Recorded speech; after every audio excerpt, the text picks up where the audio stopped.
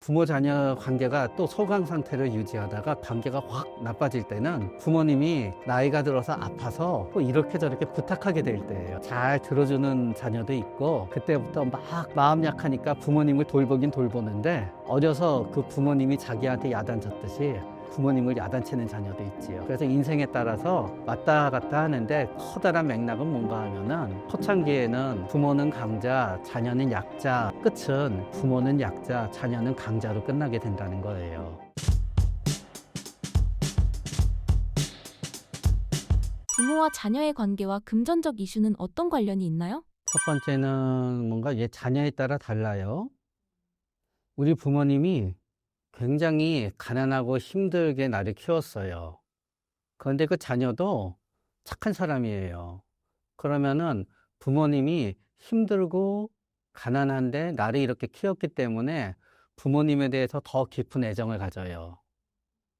그러나 그 자식이 원래 되게 이기적이에요. 그러면은 부모님이 힘들게 가난하게 나를 키웠기 때문에 우리 부모님은 능력이 없어 하고 부모님을 갖다 원망하지요. 그러니까 만약에 자녀가 이기적이지 않고 자녀가 뭔가 충분히 부모님의 어려움을 아는 경우에는 나이가 들더라도, 나이가 들어서도 우리 집이 가난하다, 가난하지 않다가 문제가 되지가 않아요, 별로. 그런데 굉장히 이기적인 자녀예요. 본인이 열심히 일하지도 않아요. 그리고 본인이 경제적으로 지금도 어려워요. 그러면 그런 경우에는 그 사람이 나이가 들면 들수록 부모님의 능력 없음을 갖다 비난하는 자녀가 있게 되지요. 그러면은 부모님의 경제적인 어려움은 똑같이 있더라도 그 자녀가 나이가 들면 들수록 그 자녀가 뭔가 멀어지고 삐딱하게 나오고 부모님을 무시하고 그러게 되지요. 부모님은 굉장히 경제적으로 어렵지만 자녀가 굉장히 부유해지는 경우에도 자녀의 성격에 따라 달라지게 돼요. 자녀가 굉장히 선하고 착하고 그런 경우에는 우리 선하고 착한 연예인분들이 하듯이 부모님한테 집도 사드리고 나눠드리게 되지요. 그런데 자녀 중에서도 이런 이기적이고 되게 남을 의식하는 자녀들은 어떻게 하냐 하면은요, 부모와 자신을 완전히 다른 어떤 계층으로 생각해요. 그래서 점점 오히려 자식은 잘 살지만 그렇게 부모님한테 신경을 쓰지 않아요. 귀찮아하는 경우도 있게 되는 거죠. 부모님 입장을 생각해 볼게요. 부모님이 굉장히 경제적으로 여유가 없어요. 그러나 그 부모님이 진정 마음이 따뜻하고 좋은 분이세요. 자식이 굉장히 부유하게 성공했어요. 자녀한테 이미 자녀가 충분한 부자이더라도 어떻게든지 짐을 주지 않으려고 노력해요. 그러나 가끔씩 이제 성공한 연예인이나 아역 배우들 힘들게 하는 분들처럼 부모가 이기적이잖아요. 별로 자식한테 해준 것도 없지만 네가 만약에 똑똑해서 성공했으면 내 머리 물려받은 거고, 네가 아름다운 외모로 성공했으면 내가 준 거니까 나한테도 줘야 되지 않느냐 하면서 이제 그렇게 문제가 되지요. 이제 부모가 부자인 경우, 부모도 부자이고 자식도 엄청 부자면 굉장히 배 아프지만 그 둘 사이에선 행복하고 문제가 없겠지요. 그런데 부모는 엄청 부자고 자식은 엄청 무능력한 경우에는 이제 어떤 부모님은 그냥 그 무능력함을 인정해주고 그냥 도와줘요. 자식의 무능력함을 인정하기 때문에 다 잘 정리해서 자식을 건물주로 만들어주지요. 그래서 이제 초등학교 아이가 부모님 직업을 써라 그러면 건물주 이렇게 쓰게 되죠. 그런 다음에 그 집 아이가 미래의 네 소망은 뭐니? 그러면 건물주 이렇게 쓰는 애들이 있어요. 그런데 부모가 돈이 있고 부모가 엄청 돈이 많으니까 그 자녀는 사실 그렇게 성공할 필요가 없어요. 그러나 이기적인 부모는 자신의 성공과 자녀의 실패를 갖다 대하면서 계속 자녀를 압박하고 야단치고, 그리고 돈으로 조금만 자녀가 마음에 안 들면 유산 준다, 안 준다 하면서 막 못 살게 구는 부모도 있지요. 그래서 이 조합이 어떻게 이루어지냐에 따라서 참 다양한 결과가 나와요. 부모와 자녀 간 관계 악화의 심리적 원인은 무엇인가요? 첫 번째는 많은 경우는요, 이미 자녀는 진짜 죄송하지만 부모를 싫어하고 있었어요. 그런데 그냥 성인이 되기 전까지 갈 데가 없으니까, 그리고 겁도 많으니까 대강 그냥 괜찮은 척하고 있었기 때문에 부모는 자녀하고 사이가 좋았다고 생각하고 있었어요. 예를 들어서 어떤 부모님이 자녀한테 막 심하게 굴어요. 자녀가 네, 알았습니다 하고 부모님의 말도 안 되는 얘기를 다 들어줘요. 부모 입장에선 사이좋은 관계지요. 근데 자녀 입장에서는 그 이전부터 이미 굉장히 치가 떨리는 관계일 수가 있는 거예요. 그러다가 자녀가 이제 나이가 들고 이제 그걸 안 받아주잖아요. 그럼 부모님은 그러지요. 사이가 나빠졌다고. 사이가 나빠진 게 아니라 어떤 의미에서 자녀는 그럼 어떻게 되느냐? 사이가 나빠졌다고 생각하지 않아요. 오히려 관계가 좋아졌다고 생각해요. 멀어지고서 연락 안 하게 되잖아요. 부모님은 어떻게 우리 관계가 이렇게 파탄이 났지? 어디부터 잘못됐지 생각하고요. 자녀는 아, 나는 그때부터 독립해서 너무너무 행복해 하고 이제 생각하게 되지요. 그러나 이제 반대의 경우도 있지요. 예를 들어서 우리는 부모와 자식 관계가 제일 행복할 때는 초등학교 한 4학년 때까지가 서로 제일 행복한 것 같아요. 뭐 어차피 그때도 과외로 야단치긴 하고 숙제로 야단치긴 하지만요. 부모님은 빛나는 미래를 포기하지 않고 계시거든요. 그리고 많은 부모님들은 자기 아이가 말이 많으면 머리가 좋은 줄 아세요. 그러다가 이제 어떤 중학교는 요새 1학년부터 시험 보기도 하나 봐요. 정확치는 않지만 이제 중학교 2학년부터는 대부분 시험 보지요. 그때부터 부모와 자녀 관계는 대부분 나빠져요. 그러면 이제 자녀들은 그때 생각하게 돼요. 아, 옛날에는 되게 내가 활발하고 리더십도 있고 애들이랑 논다고 좋아하더니 지금 왜 맨날 애들이랑 논다고 이렇게 싫어하는 거지? 그렇게 가다가 관계가 약간 좋아질 때는 언제인가 하면은요. 일단 대학에 들어가면은 각자가 어느 대학에 들어가든지 간에 관계가 약간 좋아져요. 결정이 났으니까. 그러다가 이제 졸업할 때쯤엔 또 관계가 또 나빠져요. 어디에 취직하느냐. 이제 부모님이 생각하기에 자녀가 본인이 생각하기에 부모님 마음에 드는 대학에 들어가지 않더라도 한 4년은 그냥 소강 상태예요. 그러다가 마지막에는 또 이제 시작하게 되지요. 왜냐하게 되면은 뭔가 하면은 또 취직이나 공무원 시험은 또 될 것 같거든요. 그러다가 이제 그러면서 취업을 갖고 또 한번 사이가 굉장히 나빠지게 되지요.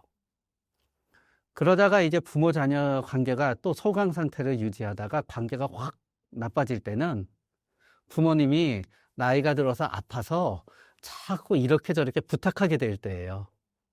그럼 이제 그거를 잘 들어주는 자녀도 있고, 그때부터 막 마음 약하니까 부모님을 돌보긴 돌보는데, 어려서 그 부모님이 자기한테 야단쳤듯이 막 그냥 부모님을 야단치는 자녀도 있지요.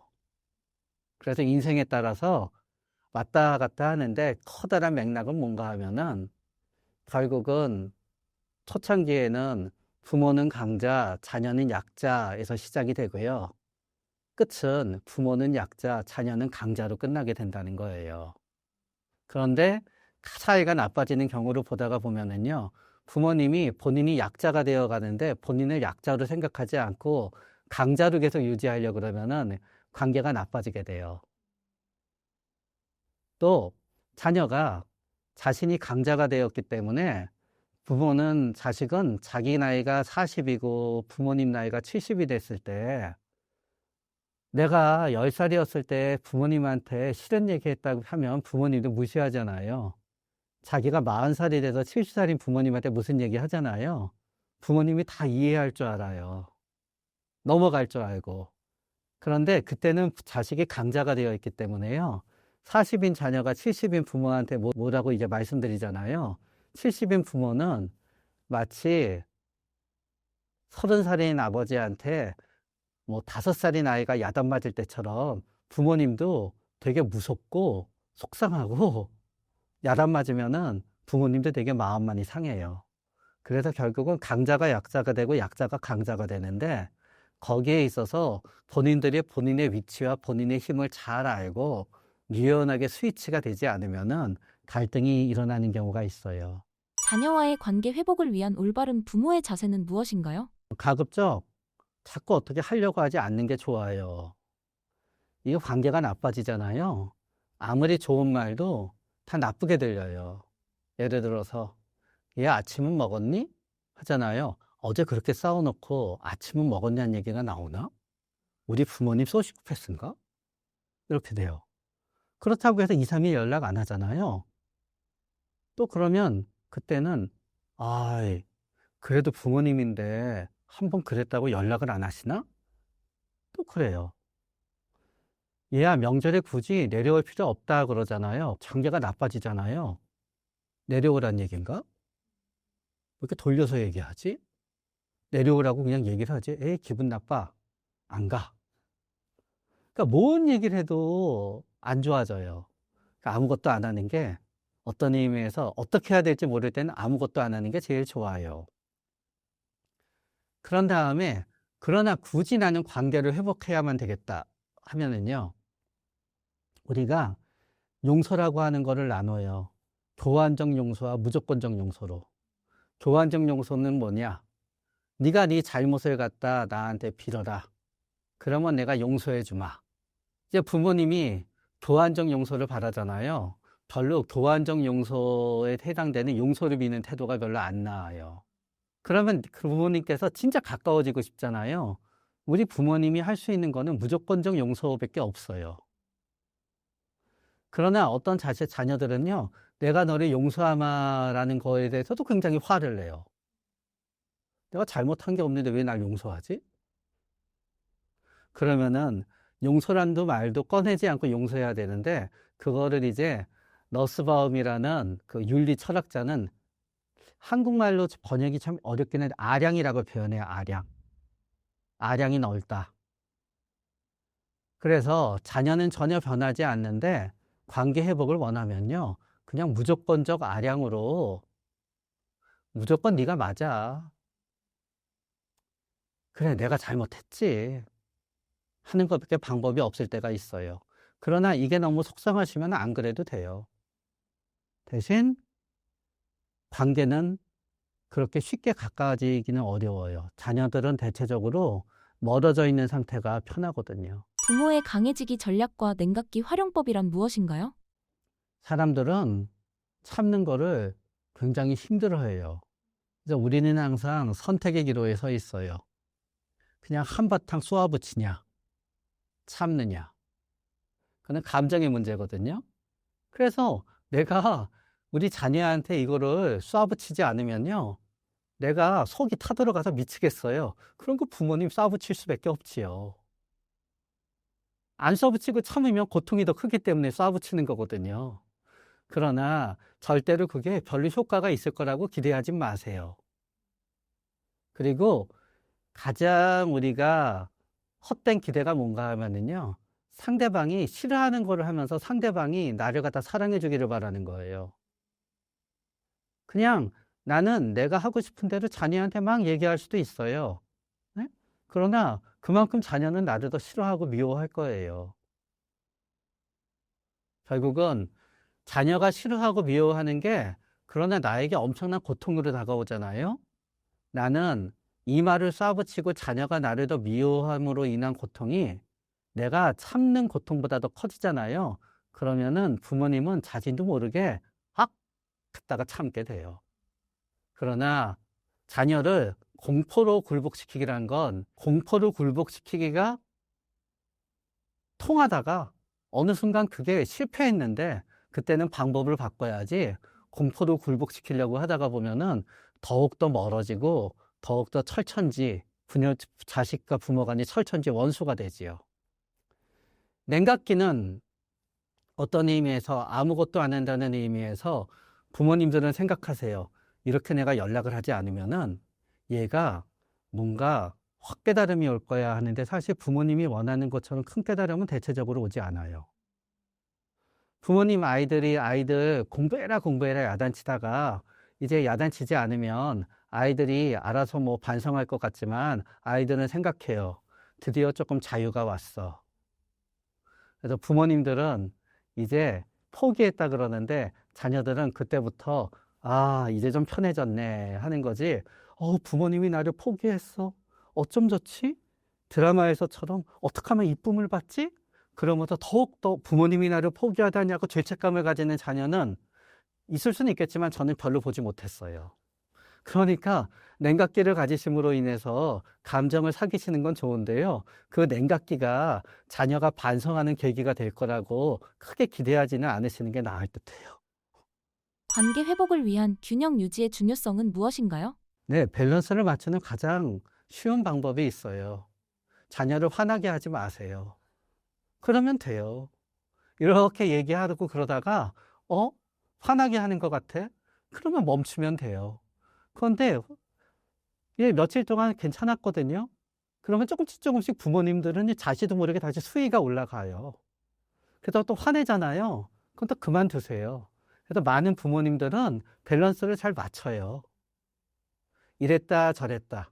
강약을 조절하시면서 밸런스를 맞추고 계시지요. 그러나 마음속 원하는 거는 항상 내가 하고 싶은 대로 하면서 계속 사이좋기를 원하기 때문에 그게 어려울 뿐이지요.